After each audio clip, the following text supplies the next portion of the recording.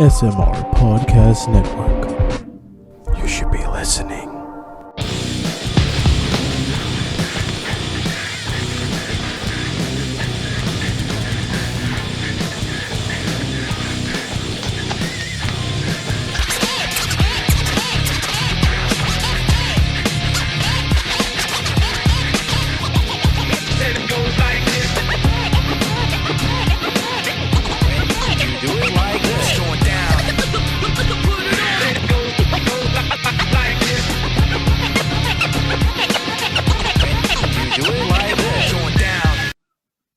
Alright, I'm back. Let's see about this here.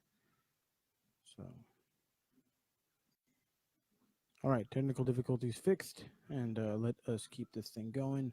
Nobody's in the room just yet. It looks like it's going to fill up. I had like this whole list of poll questions, but because I had to end everything, I think it's all gone. Let me check. Maybe I'll get lucky. Hey, what do you know? I got extra lucky. Anyway, I don't know who's going to get on this, who's not going to get on this. We'll just have to wait and see. But anyway, yep, here to review, Daniel's back. There we go. Here to review Hell in a Cell live for y'all. Okay, I need this to go away. Like, seriously. It's directly in my way. Settings, let's turn this on here. Oh, this ain't gaming. Why are you doing that? Interactive, nope. Put that mofo up. All right, save that. Daniel, if you're the only one in here, appreciate it. Dude, that ending was hot garbage, if I do say so myself. It's like doing these questions, all it does is get in the way. Like, I don't know what the hell to do to make this thing stay away forever. So, maybe hold it right there. I don't fucking know. Anyway, he said, give me some Taco Bell and I will show you what I think of that ending. Michael Larkin, what's going down, knowledge and promo champion. So yeah, boys, I got to talk about this fucking pay-per-view. It's definitely on everybody's godforsaken mind. I know it's on my mind. What's also on my mind is how to get rid of this stupid poll thing. All it does is wants to keep just showing up. So I take on Chris in 3 weeks. Thank you for the correction, Mr. Larkin. Okay, I can't. Oh my good lord. How can I get rid of this now? Because now I don't want any of these. Because all it does is take over my entire screen and I can't see what you find, folks. You know what? I can't see what you find, folks. Are going to tell me. I'm going to be my own viewer in my own gimmick. No, shut up. I don't need the volume on. I just want to be able to see what you guys are telling me. So, bingo. Hopefully that works out well. It'll work fine for me. My ugly face will distract me a different day. That's no big deal. I don't ever talk about the pre-show. I said that before I had to restart this video. But I do want to gauge your guys' opinion on this opening Hell in a Cell match with Becky Lynch and Sasha Banks. To recap it, and this is not one of these matches you can recap. You really kind of just need to go watch it because I thought it was awesome. Excuse me. The great thing about this match is these ladies legit beat the crap out of themselves or beat the crap out of each other all over the place. And it was fan-frickin-tastic, if I say so myself. They, they beat each other with kendo sticks, with chairs, with tables, with fucking ladders at one point. Like, they beat each other with everything. They threw each other all over the place. There was the Meteora while Becky was sitting in a chair. There was the bank statement with a kendo stick. It was just, all this was just, like, really good. But eventually, Lynch got the disarmer and wins. She retains the belt. Sounds like the fans weren't exactly super happy over this, the way it ended. I don't know why you're not so happy about the way this ended. I felt it ended great. I enjoyed the entire match. That's just me. So, I don't know what the hell I'm talking about. Maybe I just don't know. I'm gonna invite everybody and their mama to this thing. Come talk to your boy. You know, come talk with your boy. Anyway, Teddy P. I know Teddy P got some things to say about this show, if he was even watching this show. All right. Pretty sure Dazzy Lee's asleep, so we're not going to send anything to him. I invited all of these other fine folks. Hopefully they join in into this crazy, crazy madness. So I know I'm already jumping a little bit ahead, but this thing is staring me in the face. I cannot, for the life of me, do anything without getting this thing out of the way. So the first question I have up for you guys is, and again, I'm jumping ahead.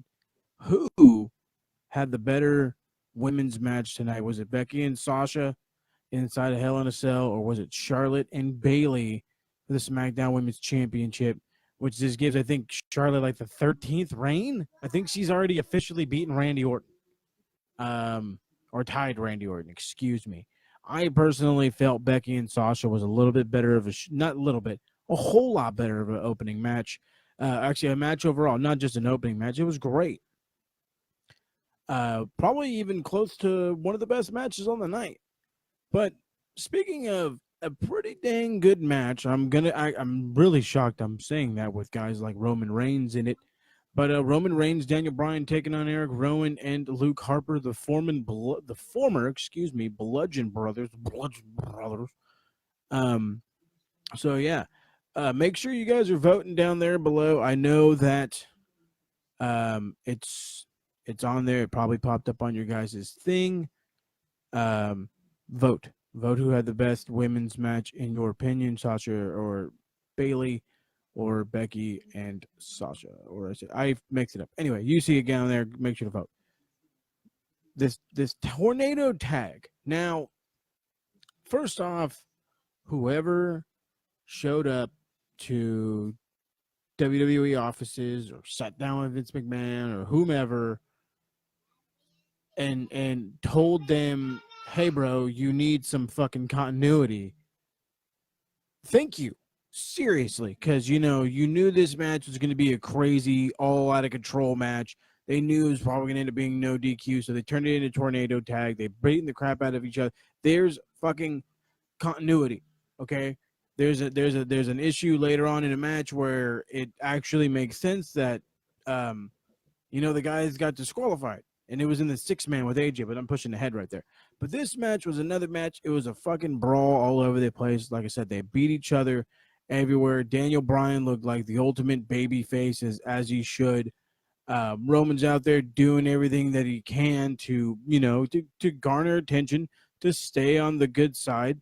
There was the power bomb through the announce table, or they attempted it. Excuse me. Daniel countered it with a Hurricane Rana. They hit the spear. That's when Rowan goes across and through, I want to say, the Spanish announce table. There's the running drop kicks by Bryan. There was a Superman punch, and then Bryan hit the running knee, and then it followed up with a rain spear on Harper. That's how it ends the match. After the match, Bryan puts his hand out, and he wants to shake it, but he pulls it away. Bryan then gestures for a hug instead. The fans broke out in a massive yes chant. They ended up hugging for a huge pop. And then we get a Seth Rollins promo where he's like, "Oh, I hope I can do this. Oh, I hope I can beat the Fiend." Like, dude, you sound like such a fucking weenie. It's just not right. It's just not right. So I know I just talked about the tornado tag, and I already put up one poll. Now I'm putting up another poll. This one gives you 3 fine options. Is it just me, or was this tornado tag actually pretty all right? Yeah, it was great. Fuck, you're fucking crazy, bro. Or it was all right. Go ahead and make your choices below. These things do not run all night long. As I go down, they will then finish. So if you got your vote in, great. If you didn't, I apologize. And trust me, I have a few more to go tonight. But yeah, apparently I had one question on here twice. Well, oh well there, guys. Let's go with I'm going to vote and say, it was all right. Now, can you please go away? Thank you. Robert is laughing because he finds this quite funny, as do I. And then we get this impromptu match that apparently was stirred off of some madness during the pre-show. And this match is Randy Orton versus Ali. Um, I think Michael Cole kept trying to call him Ali. It's like, bro, it's not how you fucking say his name. His name's not Ali.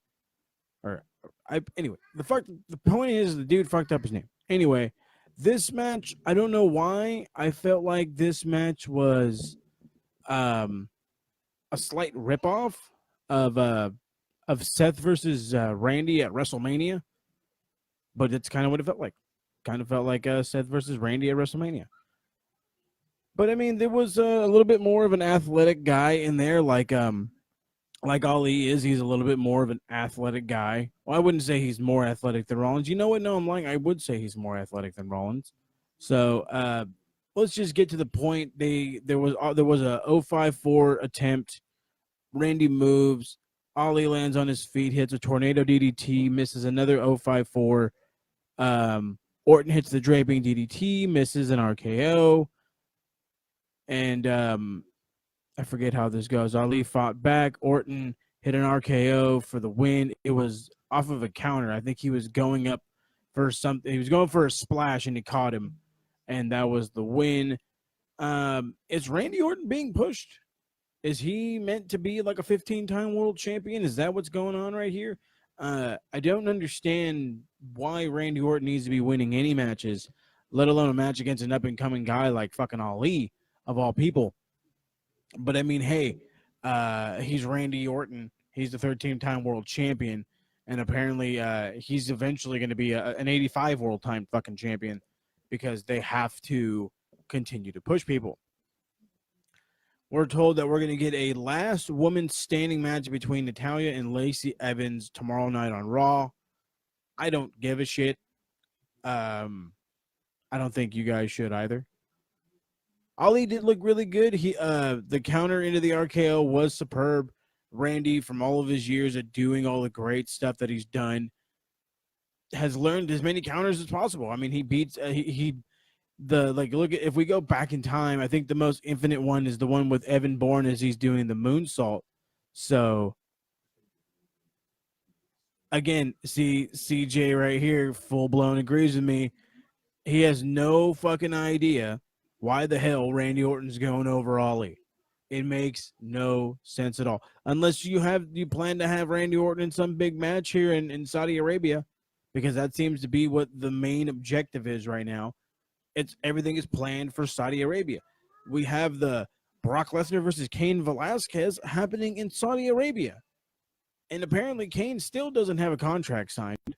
We are supposedly getting, if not, it's going to it's a rumor and a possibility.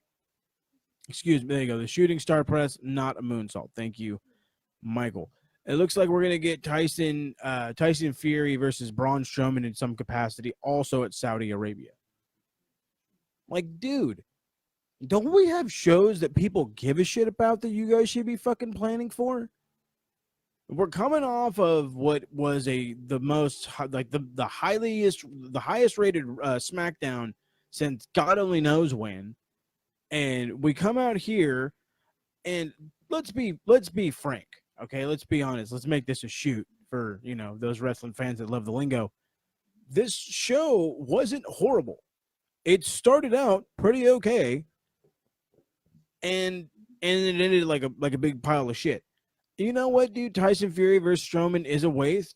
If it doesn't happen at Mania, it shouldn't happen at all. You put it on any other fucking show, and it's a fucking absolute waste. You're 100% correct. But let me get into this next match of the Kabuki Warriors against Alexa Bliss, Nikki Cross, WWE Women's Tag Team Championship match. I'm not going to get a whole lot into it. Let me just say that I agree that it was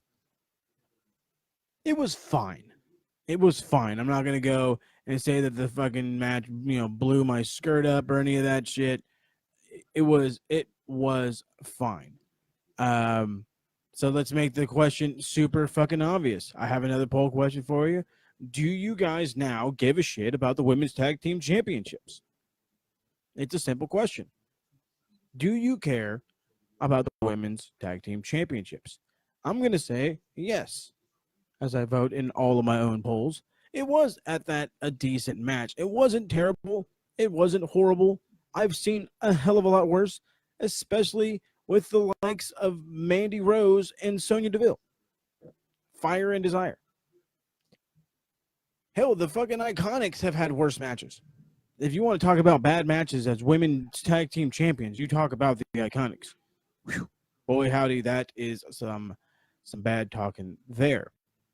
But anyway, this match, like I said, all in all, was fine. The kicks are great. I enjoy watching Asuka. I miss watching Asuka. Let me be frank, because they don't give her any more fucking television time as they should. And I agree with you, though, CJ, dude. Asuka should be a women's top wrestler. She should be SmackDown Women's Champion and not Charlotte Flair. But the fact of the matter is, she is stuck as a Kabuki Warrior. And at least she's got Kairi Sane right there. So, there's, up-and-coming talent. And now they have the Women's Tag Team Championships. Hopefully they get a little bit more love. We'll see where it goes, though. I wouldn't be surprised if with it by the end of the year, we see Asuka, being a singles competitor. They are absolutely squandering Asuka. Hell, they're speaking of squandering people, look at Kairi Sane, for crying out loud. Granted, some people just don't get the Kairi Sane aspect, but she is really good in the ring. She works very well. In my personal opinion, I love both ladies, but I would split them up. I'd have one on SmackDown, one on Raw. Let them both be the dominant forces in their division. If that makes it stereotyping, then it is what it ain't. Right? See, Kyrie's great. She could be great. The fact of the matter is she should be great. They are like we just got done talking about. They are pushing the Tyson Fury versus Braun Strowman thing. Like I said, I'm guessing Saudi Arabia, which is an even bigger waste than the fact that they're gonna actually have a fucking stare down at Raw. And in Bakersfield. Like, bro, I live in Southern California. I live in San Diego. Okay. You want to tell me they're going to have a fucking stare down when they're in LA? Fine. You want to tell me they're going to have a stare down when they're in Oakland? Fine. You're going to tell me they're going to have a fucking stare down in Bakersfield? I give a shit about Bakersfield. Why in the hell would Tyson Fury give a shit about Bakersfield? So, you know what, Rob? That's not a hell of an idea, dude. The NXT women's division is rather slim right now, and Asuka and Kairi Sane down there could do very, very good work with girls like Aaliyah. So, dude, give me that faction right there. Sane, Asuka, and Kairi Sane, Io Shirai, Kairi Sane, and Asuka. Give me that as a faction. I don't know what the hell you'd call them, the Japanese wrecking crew, shit, or maybe just make Io Shirai a Kabuki Warrior. Fuck it. Oh, I really don't like that name though. Anyway, that's all beside the point. Speaking of Braun Strowman and all the Braun Strowmanness that we're gonna get, and we're gonna get a bunch of it. Braun Strowman and the Viking Raiders. Who else was pissed? And I'm raising my hand, and I hope a lot of you all do while you're listening to me. Raise your hand, give me a thumbs up, whatever. How many of you were upset that it wasn't Ricochet or at least like Cedric Alexander? I was hoping for Ricochet because I was like, dude, this exact match happened in New Japan. Like, let's get it again, bro. And it didn't happen, and I'm a little disappointed. I think Braun is going to start a program with fucking AJ, I think. So, I mean, I don't know. I don't know what to think about all that. Should Braun be the next U.S. champ? Should he and AJ be a real feud? Because I don't see the point of the Viking Raiders making it a thing to go up against the OC. Hell, if you're talking about guys going back down to NXT, the OC should go back. They're doing absolutely nothing with these guys. They are squandering them like nobody's business. They randomly got the belts for a week, 2 weeks at best, I think it was, and then they gave them right back. Like these are like 3-time IWGP Heavyweight Tag Champs, and they're absolutely being just wasted. Yes, OC to NXT, Aleister Black. Speaking of Aleister Black, where the fuck is Aleister Black? You're giving me an impromptu match with Ali and fucking Randy Orton, and I can't get no Aleister Black. I can't get no Black Mass. Like, is this why Finn went back down? Because they legit only want to push who they want to push, and everybody else is going to sit on the back burner. And when we decide to use you, the crowd's going to love it, but then we decide we don't like using you. It's whatever. And then speaking of whatever, this match was kind of whatever, but Aleister Black is beyond overrated. Every single person watching me right now can full-blown agree. He's beyond overrated. The guy should be at least in a fucking mid-card title picture. He should be going up against Shinsuke. I just wrote it right there, WWE. Your next challenger for the IC Championship should be Aleister Black, the Kinshasa versus the Black Mass. If you don't make it happen, you do not love professional wrestling. Yeah, I went that far. But like I said, this match was whatever. The OC ended up triple teaming Braun Strowman, which was perfectly understandable. Then the ref disqualified them. Also perfectly understandable. It makes sense. Continuity is fantastic. See, even CJ agrees with me. Shinsuke versus Black would be sick. And yes, it absolutely would be. So I'm not done with my continuity rant. It goes for quite a while. And then I think I got another question for this next match. And let's see here. Can I find it? Bingo. And I don't know why this keeps happening. I appreciate you guys voting. I really do. This makes it fun for me. But the next question is one I'm sure we're all going to get a unanimous answer for. Do you want to see Baron Corbin and Chad Gable continue their fucking feud? And I'm going to answer with the simplest answer, quite possibly. No, get Baron Corbin off my hot damn television. I'm sick of seeing Baron Corbin. I could give a shit about Baron Corbin. I'm done. Do you hear me? I'm done. Now, mind you, I'm the guy that 2 years ago sat in the 8th row at the fucking Pachanga's Arena or whatever here in San Diego watching SmackDown cheering Baron Corbin. That's right. I was excited for Baron Corbin. He has since taken a giant shit, and I could give a rat's ass. This King gimmick sucks. It's annoying. And then you have him go out there with The Rock, and The Rock just buries the dog mess out of this guy? And you think I still want to see him? Because The Rock embarrassed him. I'm supposed to give a shit, and I want to see him. You're completely out of your mind. I'm officially sick of these like short jokes. Shorty Gable is this new name that's going around. Everybody was kept asking what this Shorty G trademark was. Well, guess what? Shorty G is Shorty Gable. And I don't like it. I think it's dumb. You want to know why I think it's dumb? Because this dude is fucking great. And you're burying him. You are making fucking short jokes like he's shorter than Rey Mysterio or something. And I love Rey Mysterio. But let's be honest here. For those of you who know, Rey Mysterio is 5'2". Okay? He's 5'2". Chad Gable is nowhere near that short. He's fantastic in the ring. His promos are better than some of these other guys that are supposedly main event stars. And yet, he's constantly in a feud with fucking Baron Corbin. Thank you. Bring back the Lone Wolf, dude. You want a gimmick that was over? That was over. Okay, that was over. I enjoyed the lone wolf gimmick. You had him as Constable Corbin. He's out there fucking wrestling in a suit, in a fucking suit, like looking like an asshole. It can look like an asshole when he used to do it. And then you give him the crown, and we knew whoever got the crown this time, because King of the Ring had been gone for so long, they were going to don the whole king gimmick like they used to do. So I don't he needs a new gimmick. He absolutely needs a new gimmick. But I mean, Chad Gable is one of those guys.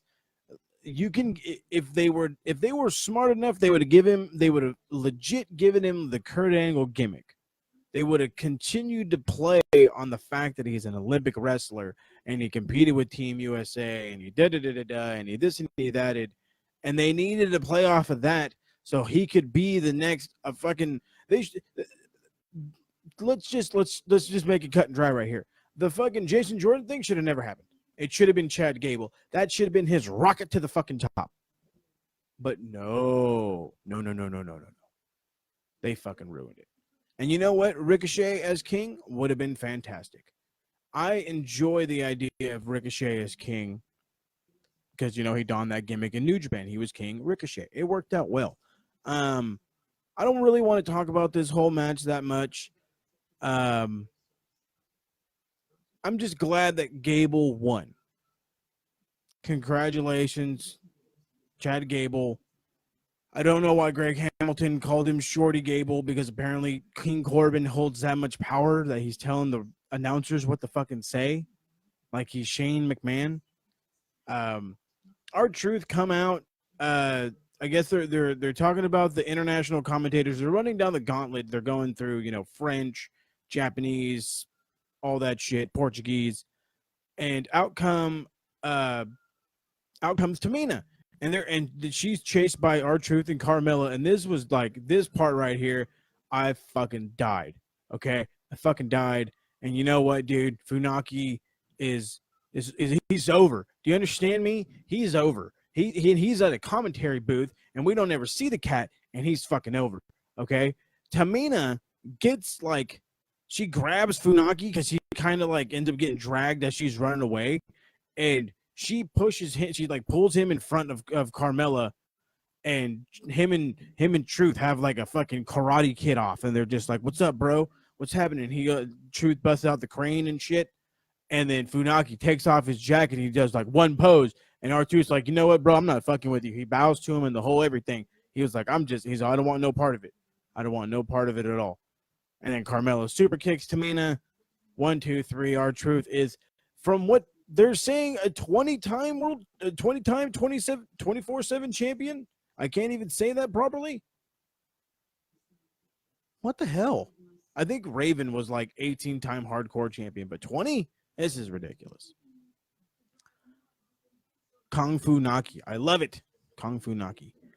He was great, dude. Like he had a 10-second spot and was the most over guy on the show. He had a 10-second spot and was the most over guy on the show. Why Tamina? Tamina had just won the championship. I don't know how Marshmallow lost it, by the way. The problem is like, I'm not following the craziness that is this 24/7 championship. So I don't fucking know. Oh god. Then we get Charlotte Flair versus Bayley SmackDown Women's Championship match.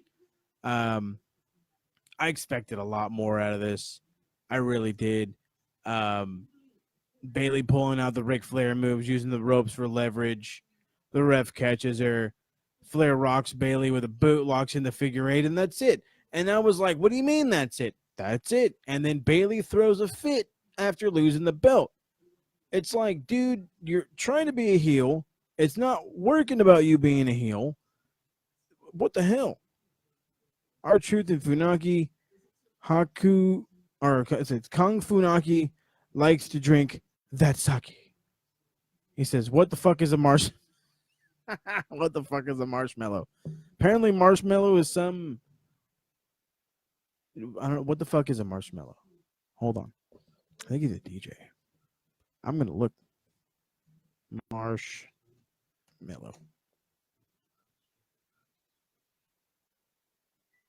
It's going to bring up shit about computers, isn't it? Marshmallow is a DJ. He had won the 24/7 championship on the Friday Night SmackDown debut on Fox, which, by the way, Paul and I have a review. Go check that out right now. It's shameless plug. Spotify, soundcloud.com/SmartMark Radio. Soon to be... God, I don't know what else. We're trying to just be everywhere. You know what, dude? She can't be heel. He's an EDM guy. Thank you very much. I said DJ. I don't... You get it. You know what I mean. I think... He's like, I think... I don't know. I don't know what these goddamn kids listen to these days. Paul Rob out here with the old man answer. He's like, I don't know what these kids don't know shit. Anyway, this match was quick.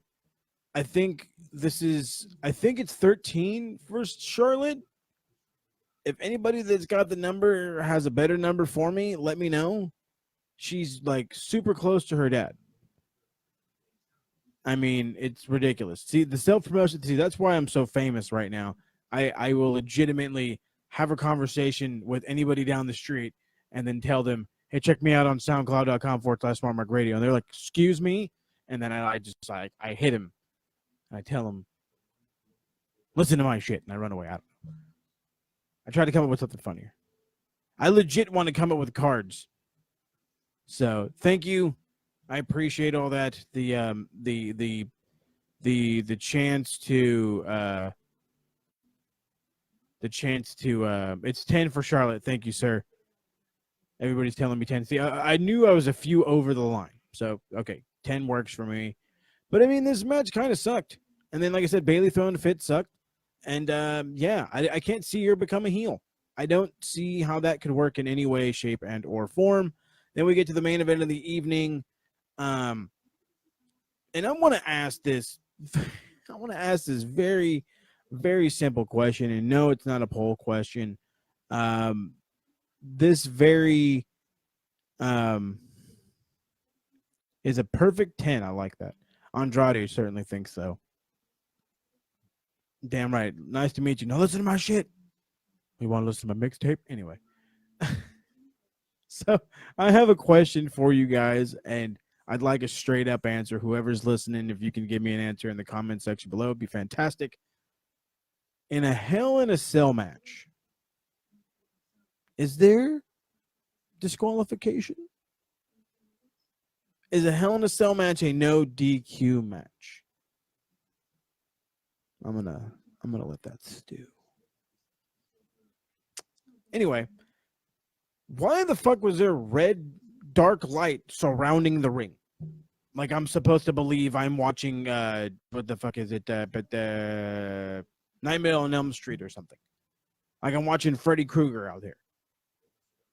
Like why do I need this light? See, thank you, Michael with a brain knows. Hell in a Cell, anything goes. So before I even really get into this match, besides the terrible lighting, why in the fuck did this end in a disqualification? Why in the fuck did this referee decide he wanted to play goddamn Dr. Phil, think he was Dr. Carol Shelby in there, like, you don't have to do this, Seth. You don't have to do this shit. Imagine the man you're going to be. Like, dude, go to hell. Fuck off. If I want to kill this fucking dude, I'm going to kill this dude, and you're going to fucking count 3, and there ain't jack shit you're going to do about it, bud. It just... Hell in a Cell, what the fuck ever. Okay. The funny thing is Hell in a Cell happened, and for those of you who are following us on the Retro Rewind, February 5th episode of Monday Night Raw, Diesel is actually talking about how they're going to have a cage match and how Hell froze over because they're going to be in a cage and it's going to be Hell. So, oh, thank you. Thank you. I'm going to read this exact comment because it deserves to be read.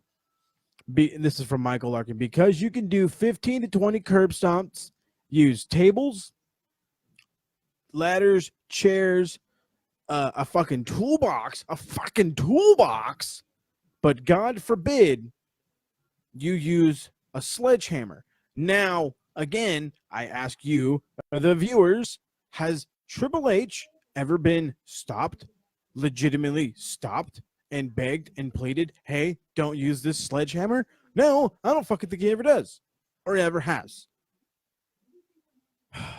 This match had potential. It had the makings of what could have been great, what could have been a legitimate stepping stone for Bray Wyatt, but now I'm not sure. And with that being said, I have another poll question to go ahead and ask. I have a couple more before we end it here. Does this ending hurt the Fiend in any way? The poll is up now. Two obvious answers. Nope, he's too good to keep down. Or the obvious answer, yes, the Fiend is dead. So I will take the time to let you guys answer that. But I don't get it. I don't understand it. This was not something that like enticed me. I was not overly excited during the middle of this match. My whole thing is I'm watching this match and it's like, thank you. If it was New Japan, it wouldn't have been stopped. You want to know why? Continuity. It makes sense. It makes sense. I apologize for my video if it does go crazy on you. Old laptop video quality, not the greatest. Again, you could check out the audio version later on. But again, to continue to talk about this god-awful thing, just like Michael said, there was about 15, 20 different curb stomps that went down. Bray sold almost none of them. I swear to God, I was feeling like I was watching Hulk Hogan out there, just no-selling everybody's offense, you know, right here. You know what I mean? Rather than do all that, restart the match, and then he ends up rising up anyway, fucking hits the mandible claw. I'm glad he talked about the blood. Thank you, Michael, for bringing up the blood. I know the poll's up there. I'm going to let it go for a couple more minutes because the next one I have is talking about said thing. David, what's going on? I apologize. I'm not ignoring you. Just doing some work. So, yeah, I don't know if I'm used to saying this, but the best match of the night for me was the opening match. And that's my God's honest opinion. The opening Hell in a Cell match between Becky and Sasha was probably the best match of the night and easily, hands down, 2 times better than this main event. So it's a 50-50 split. You guys think Bray's dead. The other half of you guys think Bray is not dead. Get your votes in now. In about 30 seconds, we're going to switch to another one. The question is, should be right in front of your screen, David. If you're using your phone, you'll see a little graph, and that's white. The question is, did the ending to this main event hurt the Fiend at all? And some people have said, no, he's too good to keep down. Some have said, yes, the Fiend is dead. Go ahead, check that out. Yes, sir, the pay-per-view. If you didn't watch it, don't trip. It's going to be up for a little bit. So speaking of things being up for a little bit, I'm going to go ahead and put up the next awesome question because we know what's going on now. They're jumping more to the attitude part. They're trying to do the whole gimmick where they make you believe that it's more where they make you want to believe that it's more real than it really is. Did you enjoy the bloody mandible claw? I know some of you are going to say yes. I know some of you are going to say no. The thing about the bloody mandible claw is this is supposed to be like a horror-ish thing. The guy's a fucking demon, blah, blah, blah, blah. It all makes sense in some way, shape, or form. But however, do I really need to see Seth Rollins gargling on his blood on the outside after he fucking damn near kills this guy? And I mean kills this guy. He stacked like 57 chairs on him and a fucking toolbox and a fucking ladder and a kitchen sink and a partridge in a pear tree. And then he gets talked out of hitting him with a sledgehammer. And 28 minutes later, he finally hits him with a sledgehammer. This hurt me. This hurt me so much. Save the fucking blood for the Halloween show. Okay, I don't need to see it. You fucking ruined what could have been a great main event. So all in all, this show was. I'm gonna say this show was bad. This show wasn't good. It wasn't good. Was it tolerable? Sure. Was it terrible? Probably not. But it wasn't good. It wasn't good, and I will stick to that. But with that being said, there's only one more thing worth looking forward to, and that is the upcoming draft with a lot of help from Fox. So maybe this draft's going to feel a little bit more, maybe a little bit more sports worthy. Rob, I know, I get it, my man. I understand it. It's only 2 matches. I understand it's only 2 matches. And I love the Fiend character. But in all reality, like I know, like the man that said it himself, and I can't remember the man that said it, wrestling fans are fickle. I want to say that was a Chris Jericho saying. They're fickle. They will brush off a great idea after one bad showing, let alone, 2 or 3 or 4 or 5. So, I mean, I enjoyed his first match. I felt it went a little long. I felt he sold a little bit too much, but it was fine. It wasn't terrible. It was all right. Now this one is on the verge of terrible. Again, it was not good. I will not garner it anything close to being good. You cannot go in there, sell for 95% of this match, then pop up like nothing fucking happened, kill this fucking poor guy, and walk out the front door. I don't believe it, and I will not believe it. We had AEW chants and all the other hoopla, blah, blah. So it's pretty obvious that most of the crowd felt similar to we. So, anyway, that's it, guys. I'm gonna get out of here. It's getting close to about bedtime for those of you who got work in the morning. I appreciate you guys hanging on, answering the poll questions, being a part of this live video. I'm having fun doing these, by the way. When the rest of the Retro crew is available to do them, we will continue to do them. Every pay-per-view now, NXT, WWE, AEW. So, yeah, that's going to go down. Just like Mike said, he had agreed, or he had congratulated us on all of our new platforms. We are on Spotify. We are on Stitcher Radio, Google Play, SoundCloud.com. If you're not super used to hearing me say SoundCloud.com/SmartMark Radio. We're trying to be anywhere and everywhere. Yeah, we appreciate you guys listening. So check out those shows. This show will drop in its full audio form with awesome intro music and, being audibly corrected so everything sounds fantastic as it should. It'll drop first thing tomorrow morning. This will be your Monday episode. Retro Rewind is being pushed back a day due to, well, the pay-per-view. Let's just be honest here. It was a matter of do this show or do the Retro show. And this show felt more important because, well, it sucked. And I would much rather rate a current show that sucked than talk about a past show that, we could just take care of next week. But don't trip. It's not going to wait next week. It will drop tomorrow evening. Catch it for that. It'll be there ready for your Tuesday morning commutes. So we do apologize for the late drop. Just know that's coming.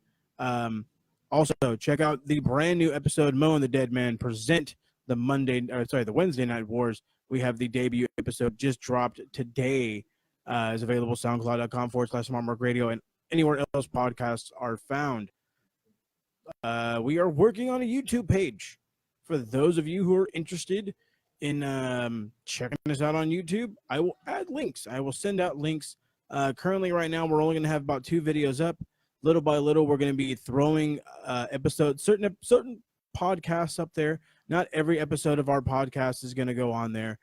You will get highlights from certain shows and things like that, just to entice you to go check out the official page and all that stuff. So, we can garner your guys' stuff. So I appreciate you. Make sure to check us out on all the social media here, of course, on the RWT YouTube, the RWT page, and quite possibly still for the RWT YouTube page. If not, check them out anyway. It's a great channel. Check out Max Wrestling and all the stuff they do, promo, climax, and everything in between. Rob, David, Michael, CJ, I appreciate all you guys watching. Thank y'all so much. Check out Paul, RWT Deadman, on Instagram and Twitter. Moni is Rare Chick on here, and you can check our link tree for her Twitter. And yeah, I'll catch y'all around the bend. Smart Mark R on Twitter. Appreciate you guys. Have a great night.